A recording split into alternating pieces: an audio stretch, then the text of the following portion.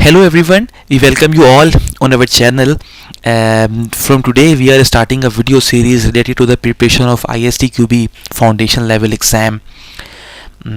If you are watching my video, maybe you are already familiar with ISTQB somehow.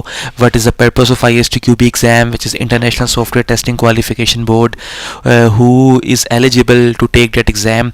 But I will also tell everything in detail. But first of all, I am here on the website of ISTQB, and I will also put the link of this website in the description. From here you can see actually the purpose of ISTQB, how the flow of different exams of ISTQB. If you are willing to pursue your career in any of some specialization or some advanced levels, for all of them you need the foundation level. ISTQB foundation level is a must for the further levels. For example, if you are willing to work in a mobile application testing environment, you are willing to work as a model based tester, for all these exams you have to take the exam of foundation level first, and this is what for which we are here. I will upload a series of videos related to the ISTQB foundation level, and I will put the description of the course the links of the detail everything in description. So first of all, what you have to do, you have to go to the certification, and then you have to select foundation level from here. Then if you come down, you can see the different topics which are being covered in the foundation level of ISTQB, and then over here you can see some learning objectives, different topics. We will see everything in detail, chapter by chapter, in our upcoming videos. But there are some terms you need to remember, like for example, some questions are of K1 type. That means you have to remember the definition exactly. You have to learn them by heart. You have to remember the definition in your mind. Then the second one is K2, in which it is not a test of your memory, but you have to understand a topic so that you can explain and give reasons. The third, the K3 level, is somehow practical. You know the concept and you have to apply it during the exam. There will be some scenarios for you. So there are total 6 chapters, and then over here in the download section you can download the syllabus from here. It is the latest 2018 version 3.1. we will cover all the theory from this syllabus, and then over here you can find 3 sample exams for ISTQB foundation level, and then you will find some exam structure and rule, how this K1 will work, how this ISTQB foundation exam, what will be the flow of that exam.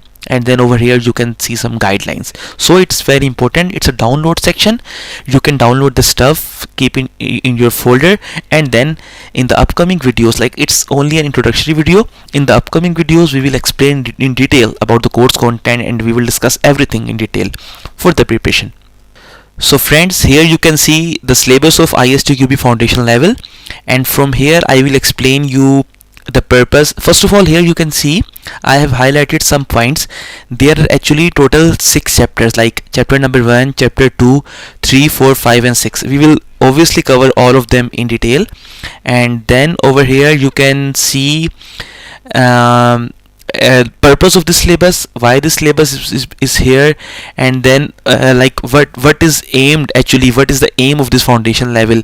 Actually anybody who is involved in software testing or want to pursue his or her career in software testing, he or she can attempt this exam. This includes people in roles such as tester, test analyst, test engineer, test consultant, test managers, user acceptance tester, and software developers. All of them can take this exam.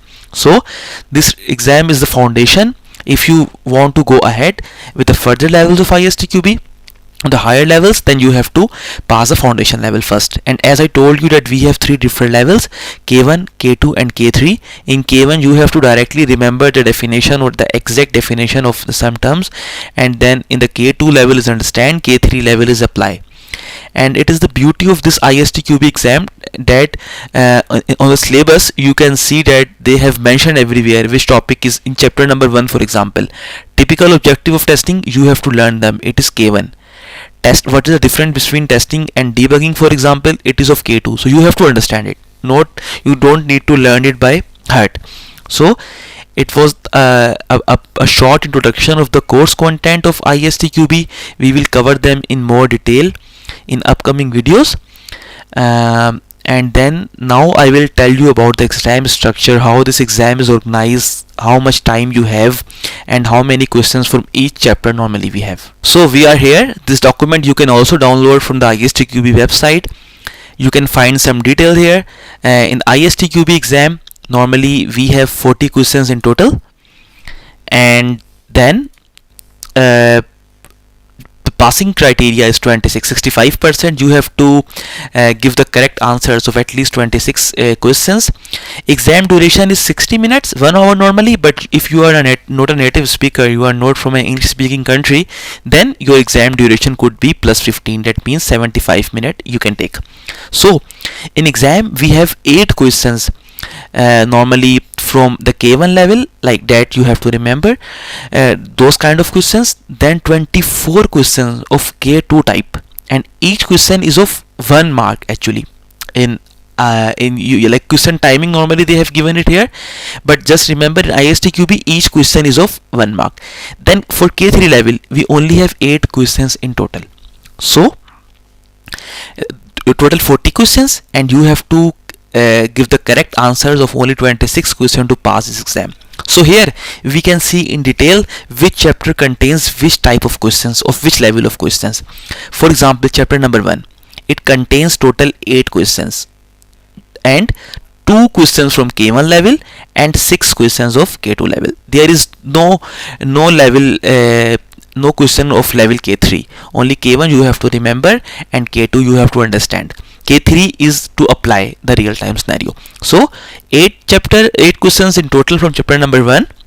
Then chapter number 2 has 5 questions, in which 1 question is of K1 level and 4 questions are of K2 level. So up till now 8 plus 5, 13 questions we have. Then chapter number 3 also contains 5 questions, from which we have 1 question of K1, 3 questions of K2, and 1 question of K3 as well. That you have to apply what you have read, what you have understood from chapter number 3, you have to apply it here.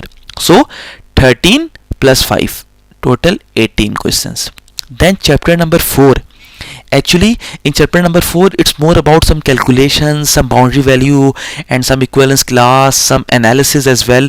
So it contains 5 questions of K3 type, 5 of K2, and only 1 of K1. Total 11 questions. So 18 plus 11, we have 29 questions till chapter number 4. Now chapter number 5. Chapter number 5 has total 9 questions, 2 from K3, 5 from K2, 2 from K1. So in total 29 plus 9, 38 questions are done. And last chapter, chapter number 6, last but not the least, chapter number 6 contains only 2 questions, 1 from K2 level, 1 from K1. So 38 plus 2 is 40 questions in total. So friend, this was a short introduction for those who are willing to know about the basics of ISTQB. Now from the next video, actually we will start in detail. We will go through chapter by chapter, topic by topic, and we will explain you in detail. If you have any question, any doubt, please put it in the comment section. If you are liking our video, don't forget to like it as well, subscribe our channel, and share with your friends. And have a good start.